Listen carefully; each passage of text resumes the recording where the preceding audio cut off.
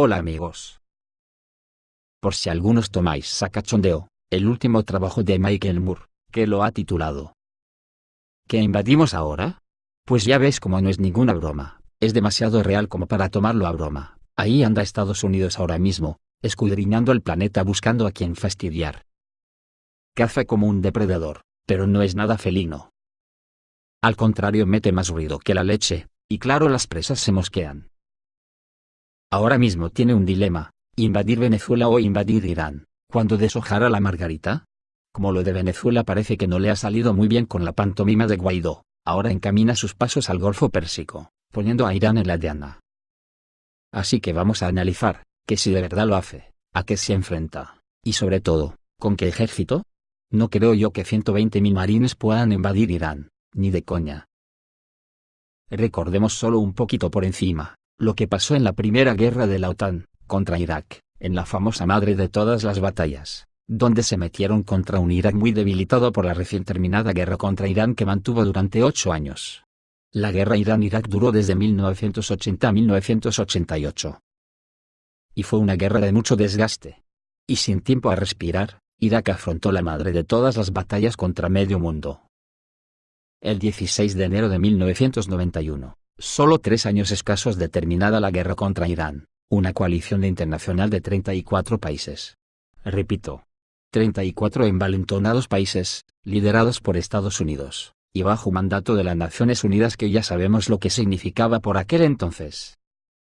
Inició una campaña militar con el fin de obligar al ejército iraquí a replegarse de Kuwait, atendiendo a la resolución número 660 de las Naciones Unidas. Los países integrantes de la coalición eran Argentina, Arabia Saudita, Australia, Bangladesh, Bélgica, Canadá, Checoslovaquia, Corea del Sur, Dinamarca, Egipto, Emiratos Árabes Unidos, España, Estados Unidos, Francia, Grecia, Hungría, Italia, Kuwait, Marruecos, Países Bajos, Níger, Nueva Zelanda, Noruega, Omán, Pakistán, Polonia, Portugal, Qatar, Reino Unido, Senegal y Siria. También participaron mujahidines afganos. ¿Habéis recopilado bien el recuento, amigos? Porque casi ocupa toda la duración del vídeo. Para la batalla, la OTAN había logrado reunir un ejército de 960.000 hombres, 2.000 carros de combate y una flota de 100 barcos de guerra, entre los que había 6 portaaviones, además de un impresionante despliegue aéreo de al menos 1.800 aviones. Cabe destacar que el contingente estadounidense era por mucho el más numeroso, con 415.000 soldados. Y todo esto contra un ejército muy diezmado, y bajo de moral por culpa de la anterior guerra con Irán. Y que, sin atenernos a las cifras oficiales de pérdidas de la coalición, estas debieron de ser bastante grandes, pero quedarán enterradas para siempre en el desván de la historia. El esfuerzo logístico de Estados Unidos vinculado a la proyección de fuerzas en esa guerra fue impresionante. Basta recordar el peso y el volumen de lo transportado en esta fase: 250.000 militares y cerca de 300.000 toneladas de material y equipamiento diverso. Algo más del doble si se suma la guerra en sí, hasta finales de febrero de 1991. Eso en aquel año fue posible, pero ¿sería posible hoy en plena era misilística? Lo dudo. Por 2 razones. Una, la capacidad militar de Irak, en aquellas fechas era mínima, sin comparación, con el Irán de hoy. Y la segunda razón sería que Irán seguramente no estará tan solo como estuvo Irak. Hoy Irán tiene aliados potentes. Y ante esto, ¿Estados Unidos piensa atacar solo sin la ayuda de 34 países palmeros? No me lo creo. Además, sabiendo que John Rambo, ya está muy viejo el hombre, tiene ya 73 años. ¿Pienso invadir Irán con 120.000 marines? ¿Están esos marines dispuestos a morir por unas élites que tiene a los veteranos de las anteriores guerras del Golfo viviendo en la indigencia buena parte de ellos? Pero hablando de la capacidad de Estados Unidos de hacer daño a Irán, incluso destruyéndolo, quiero hacer el inciso de que no contemplo para nada la posibilidad de que a Estados Unidos se le pase por la cabeza destruir Irán con armas nucleares, porque eso sería el inicio de una guerra nuclear total. Así que analizaremos solo la vertiente de guerra no nuclear. ¿Cómo responderá Irán a una invasión estadounidense? ¿Cuál es su capacidad de resistencia? ¿Tumbaría al gobierno teocrático iraní? ¿O por el contrario uniría aún más a su pueblo en torno a su gobierno? Aparentemente, los Estados Unidos decidieron seriamente invadir Irán. Tiene demasiados hidrocarburos, y también quiere obtener su bomba nuclear, lo que la haría ya inalcanzable para el imperio. El Pentágono ya ha enviado a un portaaviones a las costas de la República Islámica. La prensa estadounidense dice que 120.000 militares estadounidenses pueden ser transferidos a la región del Golfo. ¿Esto significa una guerra de Estados Unidos a gran escala con Irán? ¿O Washington intentará castigar a Teherán de otra manera? La amenaza para Irán es extremadamente real, ya que 120.000 marines son 10 divisiones, o lo que es lo mismo el 25% de todo el ejército estadounidense, que dicen que es el mejor equipado del mundo. Este grupo, con el apoyo de la aviación y la flota, es capaz de machacar y mandar a la era de piedra a casi cualquier país. Uno débil, por supuesto. Sin embargo, Irán es un hueso duro de roer, con un ejército que le puede hacer un destrozo a cualquier país. Esto lo sabe Teherán, que dado el enfrentamiento secular con Israel, lleva preparando a sus fuerzas armadas para esta guerra que casi la dan por inevitable, y cuyo gobierno ya ha amenazado recientemente que golpeará duro en la cabeza del enemigo. ¿Con qué cuenta realmente la nación persa para la batalla? Los 120.000 marines de Estados Unidos se enfrentarán a un ejército bien entrenado y armado de la República Islámica, que cuenta con alrededor de 1 millón de personas. Más el cuerpo de guardianes de la Revolución Islámica, que cuenta con 130.000 miembros. Todas estas personas están bien motivadas para proteger a su país de la agresión externa, conocen el terreno y están adaptadas a las condiciones climáticas. En el caso de una operación en tierra, los invasores estadounidenses tendrán serias dificultades. ¿Acaso el Pentágono está contando con la superioridad técnica? Pues visto lo visto, igual esto no está del todo claro. Irán tiene sus propias fuerzas de aviación y defensa aeroespacial, que representan más de 3.000 armas, entre ellas, C-200, C-300, Kubo, Tor M1, y Buk M1, de fabricación rusa. Así como sus análogos de fabricación propia, como el sistema de defensa del aire, Orda, y Sambabar 373. Es posible que Teherán también tenga sistemas de guerra electrónica, comprados en países amigos. Si de verdad los tiene, esto supone que es capaz de aterrizar aeronaves estadounidenses, y neutralizar enormes salvas de misiles de crucero, reduciendo drásticamente su efectividad. Recordemos que ya ha hecho aterrizar a los drones más avanzados de Estados Unidos, los ha clonado y ahora los fabrica en serie como churros.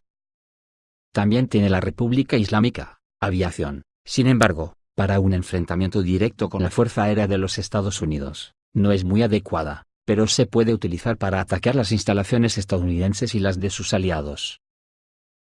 En cuanto a la Marina, Teherán tiene 400 unidades de combate, incluidos 33 submarinos y más de 200 barcos patrulleros.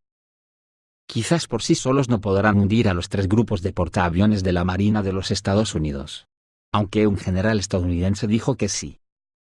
Pero recibirán ayuda del gran arsenal de misiles que Irán tiene contra buques, por ejemplo, los Kalifars, con un alcance de hasta 300 kilómetros. Irán también tiene Anur, Fajdaria, y Gader, copiados de los misiles chinos. Los estadounidenses tienen el sistema Aegis, pero la pregunta del millón es, ¿a quién se le terminarán primero las municiones?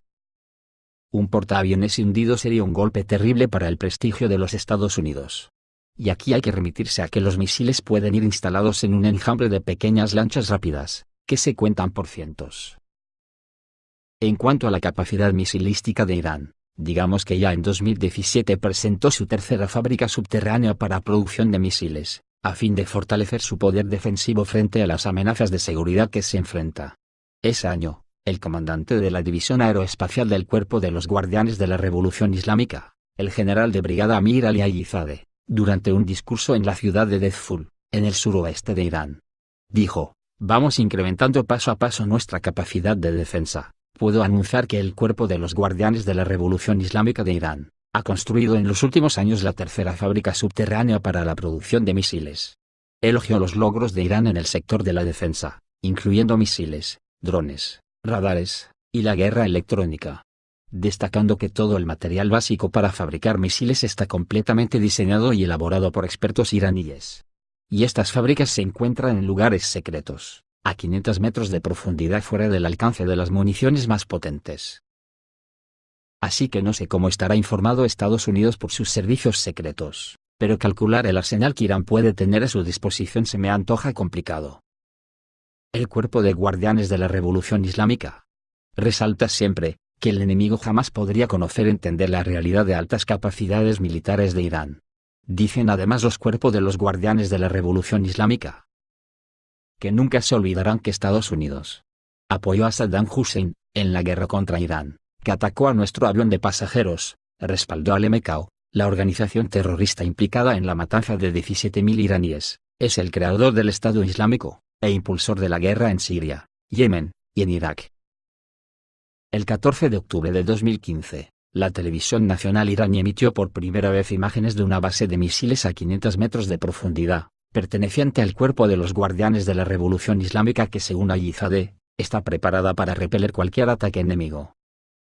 En enero de 2016, el Cuerpo de los Guardianes de la Revolución Islámica presentó su segunda planta subterránea de misiles, llena de numerosos misiles balísticos EMA.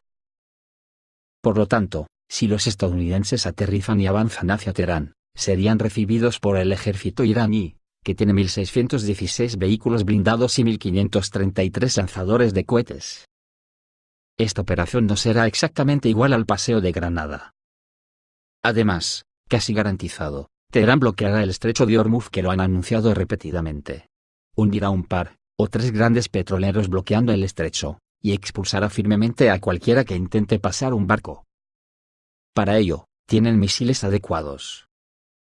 El bloqueo del estrecho conducirá inevitablemente a una crisis energética mundial. Lo que ocurrirá a partir de ahí, nadie lo imaginamos, ya que la crisis económica mundial será de las que hacen época. Y con la deuda que arrastran todas las naciones de la OTAN, una vez bloqueado el estrecho de Hormuz, y posiblemente el de Bab el-Mandeb, en el Mar Rojo, el caos mundial sería inimaginable. Por lo tanto me da que 10 divisiones de marines no serán suficientes para aplastar a Irán, e incluso ocuparlo, un país con una población de 80 millones de habitantes. Esta puede ser la razón por la cual el Pentágono declaró que 120.000 soldados no participarán en la operación por tierra, sino que estarán estacionados en los países vecinos de Medio Oriente. Y Estados Unidos posiblemente intentará destruir toda la infraestructura petrolera de Irán, porque con eso creerá que puede derrumbarse el gobierno de Irán, y Estados Unidos volvería a restaurar la monarquía con algún primo de Mohammad Reza Pahlaví, último monarca de la dinastía Pahlaví y el último shah iraní. Pero me da que lo tiene crudo porque los Cuerpos de los Guardianes de la Revolución Islámica están para guardar las esencias de la revolución, y son muchos. Pero, ¿qué es la Guardia Revolucionaria Islámica de Irán, a la que Trump califica como organización terrorista? Los Cuerpos de los Guardianes de la Revolución Islámica se formaron poco después de la Revolución Islámica, ocurrida cuando en febrero de 1979 el líder de la revolución, el Ayatollah Ruhollah Jomeini, regresó del exilio y derrocó a la monarquía representada por Mohammad Reza Pahlaví, el shah de Irán, que gozaba del respaldo de Estados Unidos. Pronto el país se convirtió en una república islámica bajo el liderazgo del Ayatollah Jomeini. Los Cuerpos de la Guardia Revolucionaria Islámica de Irán fueron creados a partir de varias fuerzas paramilitares leales al nuevo gobierno, mientras que la lealtad del ejército regular se cuestionaba en aquel entonces. A esta nueva institución militar fue encomendada la protección de los logros de la revolución misma, mientras que el ejército se ocupaba de la preservación de la integridad territorial y la independencia del país. Sin embargo, en 1980, debido a la invasión iraquí, los Cuerpos de los Guardianes de la Revolución Islámica se vieron obligados a actuar igual que el ejército regular. Sus efectivos tuvieron que sustituir al número cada vez menor de los soldados del ejército iraní, que sufrió deserciones y purgas políticas después de la revolución. Finalmente, la Guardia Revolucionaria Islámica de Irán desarrolló sus propias fuerzas aeroespaciales, duplicando muchas de las responsabilidades del ejército regular de Irán. La rama secreta de la élite dentro de los Cuerpos de los Guardianes de la Revolución Islámica se llama Fuerza Quds, y resultó ser el producto de la guerra entre Irán e Irak. Fue creada como una unidad de fuerzas especiales, pero rápidamente superó ese rol y se convirtió en una rama expedicionaria, encargada de operaciones en el extranjero y de guerra no convencional. En 2009, la Guardia Revolucionaria Islámica de Irán también desarrolló su propia organización de inteligencia, que parece estar más enfocada en el nivel nacional. Otra creación de la guerra entre Irán e Irak es el grupo paramilitar de la milicia voluntaria Basij. Esta milicia se incorporó finalmente a los cuerpos de los Guardianes de la Revolución Islámica, y actualmente sirve como fuerza auxiliar, así como una reserva de movilización entrenada. Las fuerzas terrestres, aéreas y navales de los cuerpos de la Guardia Revolucionaria Islámica organizan regularmente ejercicios propios o en cooperación con el ejército regular. También operan los misiles balísticos de Irán. Una de las responsabilidades es patrullar el estrecho de Hormuz, que conecta el Golfo Pérsico con el Océano Índico. Esta fuerza naval se ha enfrentado a los barcos de la Armada de Estados Unidos en el Golfo más de una vez, la más reciente en 2016, cuando capturó a 10 marineros estadounidenses de embarcaciones que entraron en aguas territoriales de Irán. Los cuerpos de los Guardianes de la Revolución Islámica también están a cargo del rápido crecimiento de las fuerzas de misiles iraníes, cuyo desarrollo Washington criticó, al intentar arrastrar el tema a las discusiones sobre el programa nuclear del país. Irán insiste en que ese programa es pacífico y que los misiles balísticos sirven únicamente para propósitos defensivos. Por su parte, la Agencia Internacional de Energía Atómica ha dicho hasta ahora que Teherán está cumpliendo con el acuerdo nuclear de 2015. Incluso después de que la administración de Trump se retiró de ese tratado el año pasado. Así que con estos antecedentes, ¿qué busca Estados Unidos desafiando a Irán? Una guerra que puede poner al planeta patas arriba. Esto es todo, amigos, reciban un saludo.